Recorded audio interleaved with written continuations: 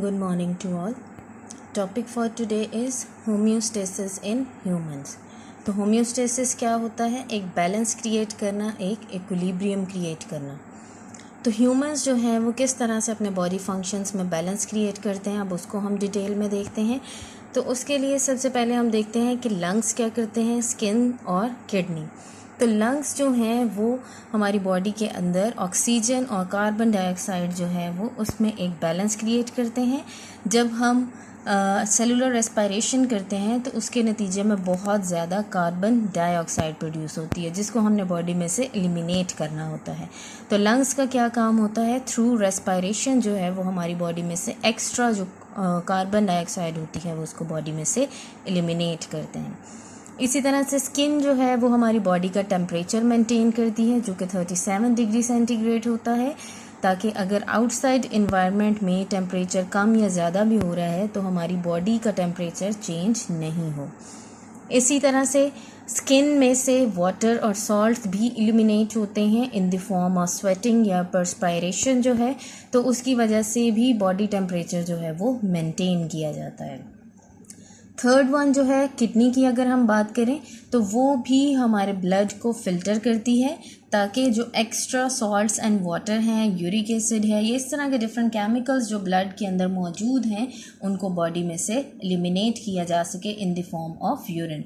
तो इस तरह से हमारी बॉडी के डिफरेंट ऑर्गन्स हैं जो कि हमारी बॉडी के अंदर एक होम्योस्टेसिस या एक बैलेंस क्रिएट करने में जो है वो हेल्प आउट करते हैं और इस तरह से हमारी बॉडी नॉर्मली जो है वो फंक्शन कर सकती है. अब इन्हीं ऑर्गन्स को हम डिटेल में देखते हैं. तो सबसे पहले हम स्किन को डिस्कस करते हैं जिसमें हमने देखना है कि स्किन के अंदर 2 लेयर्स मौजूद होते हैं. जो सबसे आउटर लेयर होती है उसको हम एपिडर्मिस बोलते हैं, एपी मीन्स आउटसाइड, और जो इनर लेयर होती है उसको हम डर्मिस का नाम देते हैं. ठीक है. अब जो एपिडर्मिस है इसके अंदर कोई ब्लड वेसल्स जो हैं वो मौजूद नहीं होती, लेकिन जो डर्मिस लेयर है या इनर लेयर है इसके अंदर ब्लड वेसल्स के साथ साथ और भी काफ़ी जो है वो इस तरह से आप कह लें कि स्ट्रक्चर्स मौजूद होते हैं. जैसे उसमें सेंसरी नर्व एंडिंग्स होती हैं जो ब्रेन से मैसेजेस ट्रांसफ़र होते हैं, उसके लिए जो है वो ब्लड वेसल्स भी मौजूद हैं, सेंसरी नर्व्स भी या न्यूरॉन्स भी जिसको हम कह सकते हैं. स्वेट एंड ऑयल ग्लैंड्स भी मौजूद हैं जो कि स्वेटिंग में हेल्प आउट करते हैं. इसके अलावा हेयर्स हैं, फैट सेल्स हैं. तो इस तरह से डर्मिस के अंदर डिफरेंट स्ट्रक्चर्स मौजूद हैं जो कि एक बैलेंस क्रिएट करने में हेल्प करते हैं या हमारी बॉडी का जो टेम्परेचर है उसको मेंटेन करने में हेल्प करते हैं. नेक्स्ट हम देखते हैं रोल ऑफ स्किन. तो स्किन का क्या फंक्शन होता है, हमारी बॉडी के टेम्परेचर को मेंटेन करना. अब डर्मिस लेयर के अंदर जो फैट सेल्स मौजूद हैं ये हमारी बॉडी को इंसुलेट करते हैं कि अगर आउटसाइड टेम्परेचर जो है वो बहुत ज़्यादा लो है तो हमारी बॉडी का टेम्परेचर जो है वो उसके मुताबिक जो है वो लो नहीं हो, बल्कि हमारी बॉडी का इंटरनल टेम्परेचर है वो नॉर्मल या ऑप्टिमम टेम्परेचर पर ही मेंटेन रहे.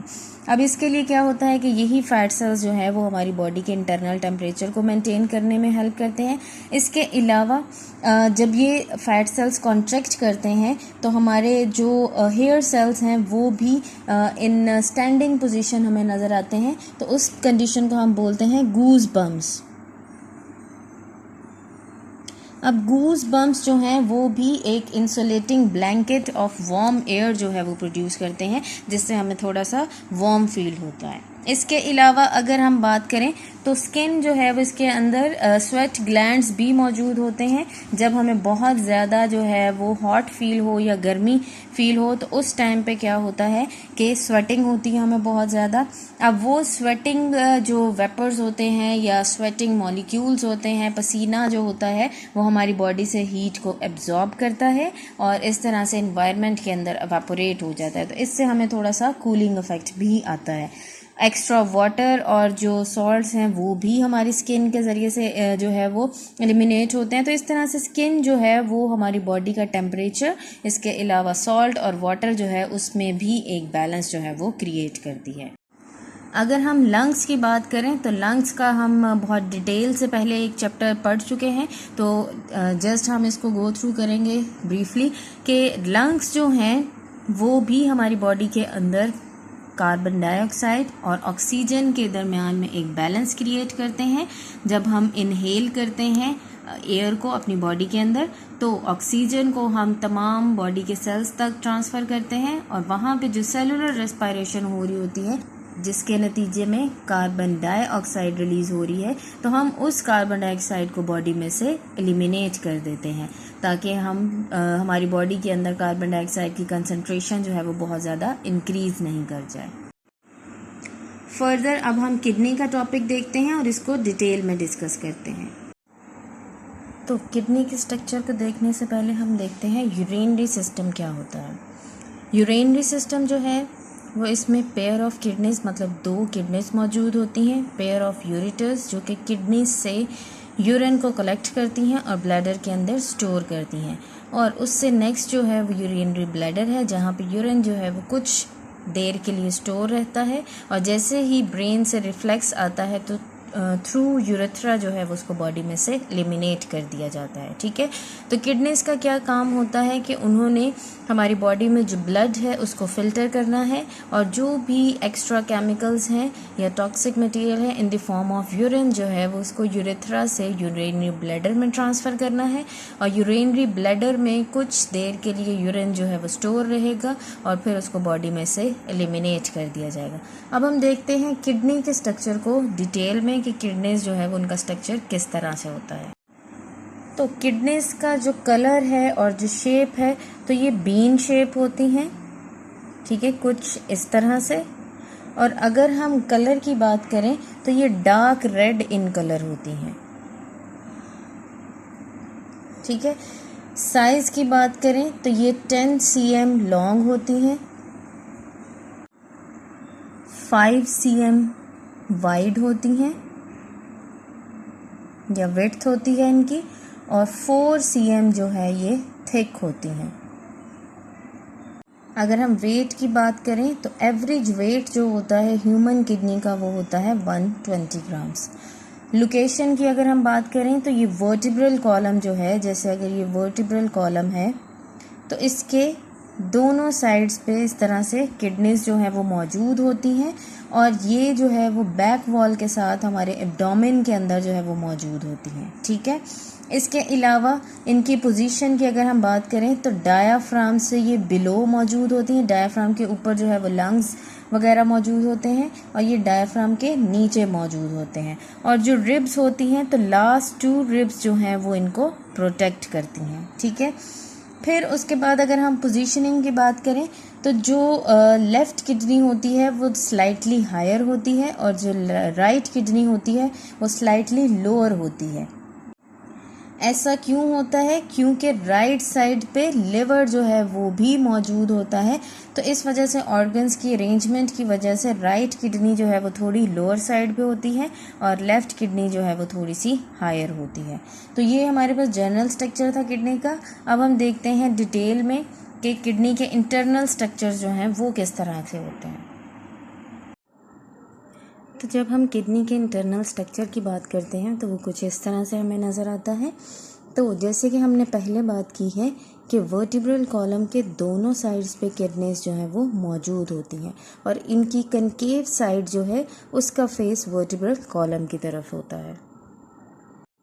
तो इसी तरह से जो कनकेव साइड होती है किडनी की, वहाँ पे एक डिप्रेशन हमें नज़र आता है या इनवर्ड जो है वो हमें किडनी का स्ट्रक्चर जो है वो नज़र आता है, जिसको हम बोलते हैं हिलस। और यही वो पार्ट है, यही वो डिप्रेशन है जहाँ से रीनल आर्टरी और रीनल वेन मौजूद होती हैं और इसी तरह से रीनल पेल्विस जो है वो भी यहाँ से हमें एग्जिट करता हुआ नज़र आता है या यहाँ से वो स्टार्ट होता है, ठीक है, जो कि फर्दर आगे यूरेटर में चेंज हो जाता है। तो अगर हम बात करें किडनी के स्ट्रक्चर की तो सबसे जो इसका आउटर पोर्शन है उसको हम बोलते हैं रीनल कॉर्टेक्स। तो ये हमारे पास आउटर पोर्शन है किडनी का जो कि डार्क रेड इन कलर होता है। अगर हम नेक्स्ट पार्ट की बात करें तो इनर पोर्शन जो है किडनी का उसको हम बोलते हैं रीनल मेड्यूला, ठीक है। तो हमने डायग्राम में भी देखा कि जो आउटर पोर्शन है वो रीनल कॉर्टेक्स है और जो इनर पोर्शन होता है किडनी का उसको हम रीनल मेड्यूला बोलते हैं और ये पेल रेड इन कलर होता है, ठीक है। अगर रीनल मेड्यूला को फर्दर हम देखें तो इसके अंदर हमें एक पायरामिड या ट्रायंगुलर स्ट्रक्चर्स नज़र आते हैं जिनको हम बोलते हैं रीनल पायरामिड, ठीक है। तो ये हमारे पास पिरामिडल स्ट्रक्चर्स होते हैं जो कि रीनल मेड्यूला के अंदर मौजूद। तो अगर हम रीनल पिरामिड की बात करें तो यहाँ पे जो है वो आर्टरीज और वेन्स मौजूद होती हैं जो कि ब्लड को प्योरीफाई करती हैं, और ये एक फनल शेप जो है वो स्ट्रक्चर बनाती हैं जिसको हम रीनल पेल्विस बोलते हैं। ठीक है, तो रीनल पेल्विस क्या है? फनल शेप्ड एक स्ट्रक्चर है जो कि फर्दर आगे हिलस से जो है वो यहाँ से स्टार्ट हो रहा है। ठीक है, अब रीनल पेल्विस जो है वो फर्दर आगे एक स्ट्रक्चर डेवलप करता है जिसको हम यूरेटर बोलते हैं। यूरेटर जो है ये फर्दर आगे फिर ब्लैडर के अंदर, और ब्लैडर से फिर यूरेथ्रा से यूरिन जो है वो बॉडी में से एलिमिनेट कर दिया जाएगा। तो ये हमारे पास इंटरनल स्ट्रक्चर था किडनी का। अगर हम फर्दर डिटेल में बात करें तो ये जो रीनल पिरामिड्स मौजूद हैं इनके अंदर किडनी का फंक्शनल यूनिट मौजूद होता है जिसको हम बोलते हैं नेफ्रॉन। तो नेफ्रॉन का स्ट्रक्चर अब हम डिटेल में देखते हैं। तो रीनल पिरामिड्स जो हैं इनके अंदर मिलियंस ऑफ नेफ्रॉन जो है वो मौजूद होते हैं एक किडनी के अंदर, जिनका क्या फंक्शन होता है कि उन्होंने ब्लड को जो है वो प्योरीफाई करना है, और जो भी इसके अंदर एक्स्ट्रा टॉक्सिक मटेरियल मौजूद हैं उनको in the form of urine जो है वो बॉडी में से एलिमिनेट करना है। तो अगर हम नेफ्रॉन का स्ट्रक्चर देखें तो वो कुछ हमें इस तरह से नज़र आता है। नेफ्रॉन को फर्दर आगे दो पार्ट्स में डिवाइड किया गया है, जिसमें फर्स्ट पार्ट जो है वो रीनल कॉर्पसल है और सेकंड पार्ट जो है वो रीनल ट्यूब्यूल है। जब हम रीनल कॉर्पसल की बात करते हैं तो इसमें दो स्ट्रक्चर्स हमें नज़र आते हैं जिसमें ग्लोमेरुलस और बोमेंस कैप्सूल है। तो यहाँ पे अगर हम स्ट्रक्चर के अंदर देखें तो ये जो कलेक्शन ऑफ आर्टरीज है या वेन्स है इसको हम बोलते हैं कि ये हमारे पास ग्लोमेरुलस है, जहाँ पे विद प्रेशर जो है वो ब्लड एंटर होता है जिसकी वजह से फिल्ट्रेशन का प्रोसेस जो है वो फर्दर आगे प्रोसीड करता है। और बोमेंस कैप्सूल जो है ये एक कप शेप्ड स्ट्रक्चर मौजूद है जो कि इस ब्लड को फिल्टर करने में हेल्प आउट करता है।